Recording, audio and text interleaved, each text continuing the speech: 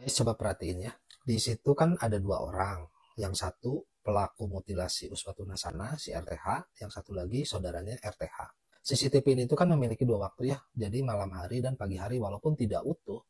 Cuman menurut kalian, si saudaranya RTH ini tuh dia tidur atau tidak? Soalnya terlihat dari CCTV, dia duduk di situ tidak bergerak dari mulai CCTV pada malam hari sampai pagi hari. Sementara kan informasi dari polisi dia hanya sebagai saksi, belum naik menjadi tersangka. Tapi menurut kalian kira-kira dia tahu nggak kalau si RTH ini tuh melakukan mutilasi terhadap Uswatun Hasanah? Ya, berarti kan pada saat malam hari dia lagi masukin korban mutilasinya ke dalam koper dan perkiraan di CCTV ini itu kira-kira di pukul 1. Nah, yang jadi anehnya, si saudaranya RTH masa nungguin di luar situ dari malam sampai pagi? Terus dia nggak ada kecurigaan apapun gitu. Kalau menurut kalian si saudaranya RTH ini tuh sebenarnya tahu atau tidak? Coba jawab di kolom komentar, guys. Kemudian yang selanjutnya, kami telah melaksanakan pemeriksaan terhadap CCTV, yaitu secara digital forensik. Ditemukan 2 channel CCTV. Satu channel 10 dan channel 13.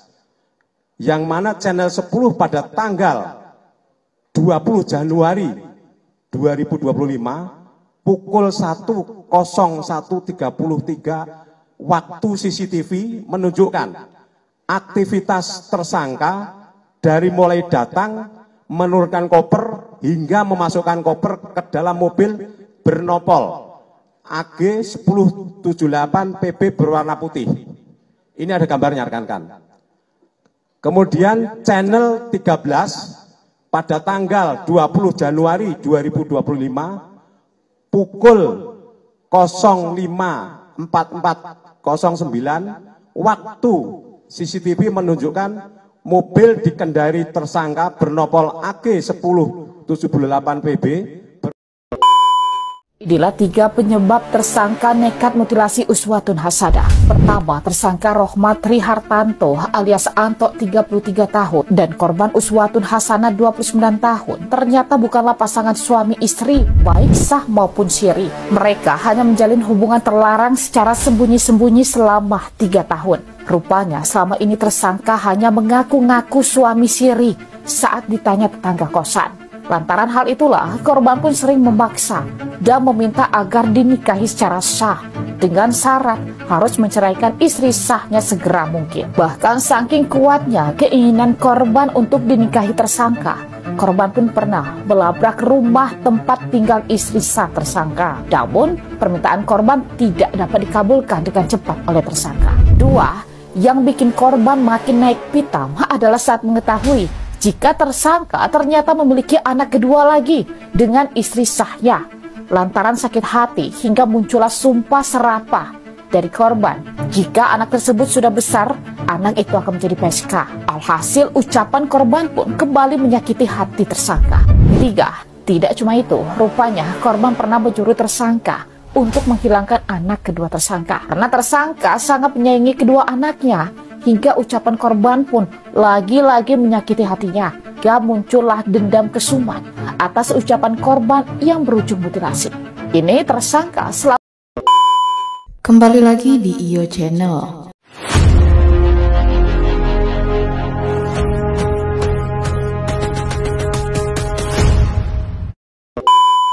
Baiklah, kali ini saya akan membahas tentang 5 hal janggal dalam kasus mutilasi mayat dalam koper merah di Ngawi. Untuk selengkapnya simak video berikut ini.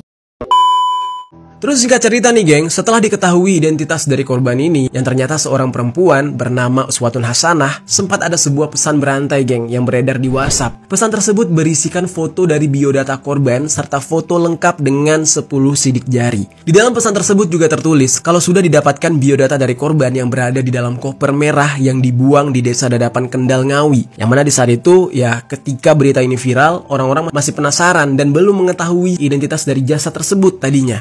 Nah, sampai pada akhirnya, singkat cerita, pesan tersebut ternyata sampailah kepada pihak keluarga dari Uswatun yang berasal dari Blitar. Nah, di saat itu, keluarga sempat panik. mereka memang sudah beberapa hari nggak mendapatkan kabar dari Uswatun ini.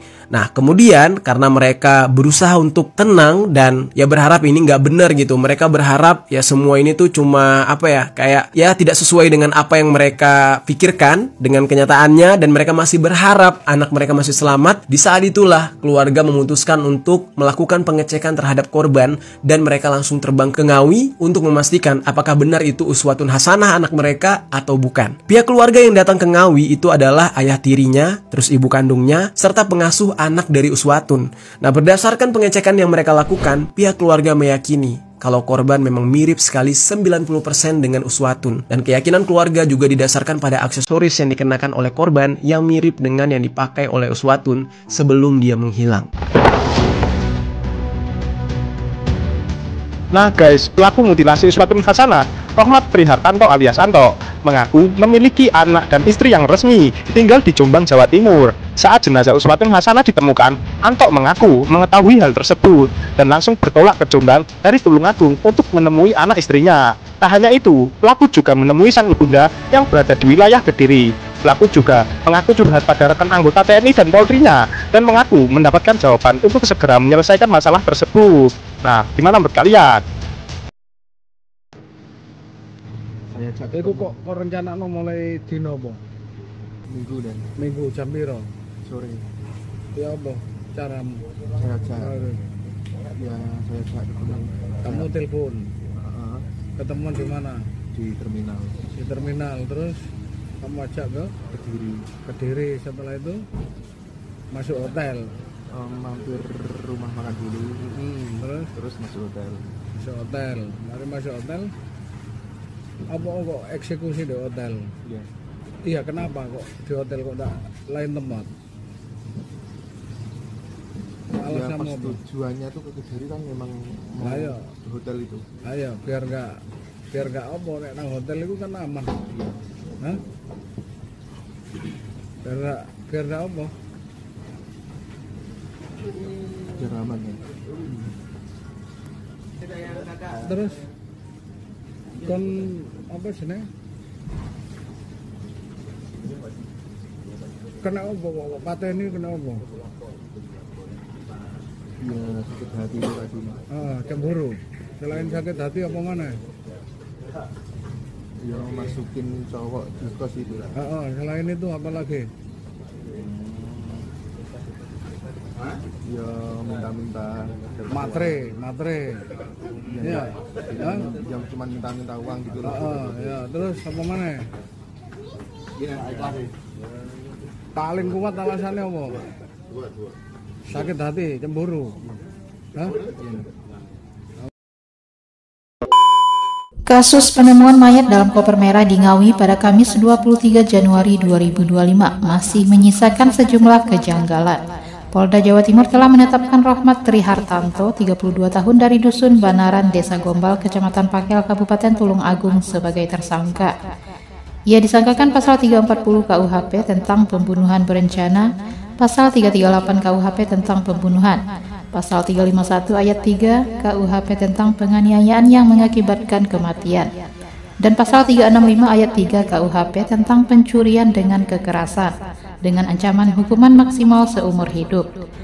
Namun setelah kasus ini dirilis oleh Polda Jatim pada Senin 27 Januari 2025, terdapat beberapa hal yang mencolok dan janggal. Berikut adalah 5 kejanggalan yang terungkap dalam kasus mutilasi ini. 1. Pengakuan tersangka soal status dan motif. Tersangka mengaku bahwa ia adalah suami siri korban Uswatun Hasanah untuk menghindari kecurigaan saat berkunjung ke indekos korban di Tulung Agung. Ayah korban Nur Khalim mengkonfirmasi bahwa anaknya pernah memperkenalkan tersangka sebagai suami siri, namun tidak pernah meminta untuk menjadi wali nikah. Penyelidikan Polda Jatim mengungkapkan bahwa pernikahan mereka tidak tercatat baik dalam agama maupun negara karena tersangka masih memiliki istri sah. Tersangka menyatakan bahwa salah satu alasan pembunuhan adalah karena korban tidak terima dengan keberadaan putri mereka dan bahkan berdoa agar anaknya menjadi pekerja seks komersial yang membuat tersangka sakit hati. Kedua, mutilasi menggunakan pisau buah. Barang bukti satu-satunya yang disita oleh polisi adalah pisau buah berwarna hijau yang dibeli tersangka di minimarket. Tersangka menyatakan bahwa pisau tersebut digunakan untuk memutilasi korban. Namun pernyataan muncul apakah pisau berukuran tipis dengan panjang kurang dari 20 cm mampu memotong tulang manusia dewasa menjadi 3 bagian.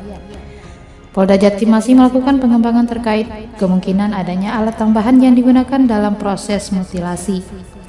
Yang ketiga, tidak ditemukan bekas darah di pisau. Hasil pemeriksaan oleh tim laboratorium forensik Polda Jatim menunjukkan bahwa pisau tersebut tidak mengandung bekas darah. Polisi berencana menyelidiki lebih lanjut kondisi pisau setelah digunakan untuk memutilasi, apakah telah dicuci atau dibersihkan. Yang keempat, peran teman tersangka. Setelah mencekik korban hingga tewas di kamar 303 Hotel Adi Surya Kediri, tersangka menghubungi temannya Muhammad Akhlisin Maulana untuk mengambil koper di rumahnya. Yang kelima, pekerjaan tersangka. Tersangka yang lahir pada 9 Juli 1992 dan telah menikah secara sah tercatat sebagai pelajar atau mahasiswa dalam kartu tanda penduduk. Namun di Reskrimum Polda Jatim Kombes Pol Parman menyebutkan bahwa tersangka merupakan koordinator salah satu perguruan silat. Selain itu, tersangka juga diduga sering berkomunikasi dengan anggota Polres Tulung Agung dan berperan sebagai ASN.